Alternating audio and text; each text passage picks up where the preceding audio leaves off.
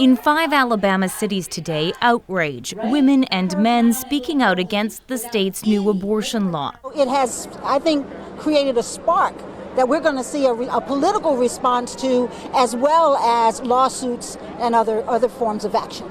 Protesters especially incensed there's no exception for victims of rape and incest. It is oppression of people who have gone through the horror of rape and incest. It is oppression of the poor. It is oppression of those who are not Caucasian.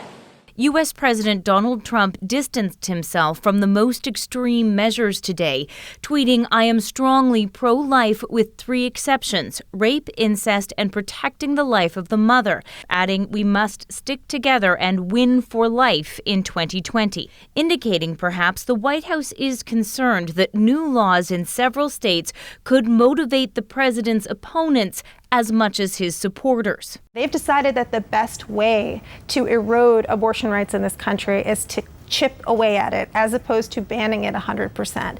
They worry that a total ban will actually create the kind of backlash that we've seen this week. Indeed, Democratic presidential candidates seem to compete for the toughest words to condemn the abortion restrictions and the president. It is not an exaggeration to say that banning legal, medically assisted abortion and forcing women back into the arms of quacks will quite literally kill women. And I hope America's women are paying attention, because President Trump has started a war on America's women, and if it's a fight he wants to have, it's a fight he's gonna have, and he's going to lose. Many Americans, though, see both sides. I do believe that life starts at conception, but I also hurt for women who are in that position to make that decision. It's just like so many complex issues. It's not a black or white for me and for a lot of people. We've only just begun.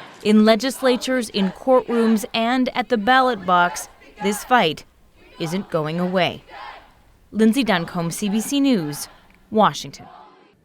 In the last year, 8 states have passed tough new restrictions against abortion. But here's the thing, not one of them has taken effect.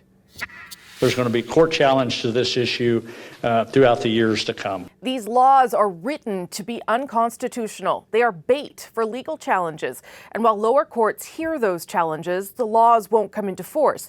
The anti-abortion states are spoiling for a hearing at the Supreme Court, because that's the only bench with the power to revisit Roe v. Wade, the 1973 decision that gave women the right to seek an abortion. They've been very clear that they've crafted a law that will go to the Supreme Court that decides how far can states go to govern on this issue.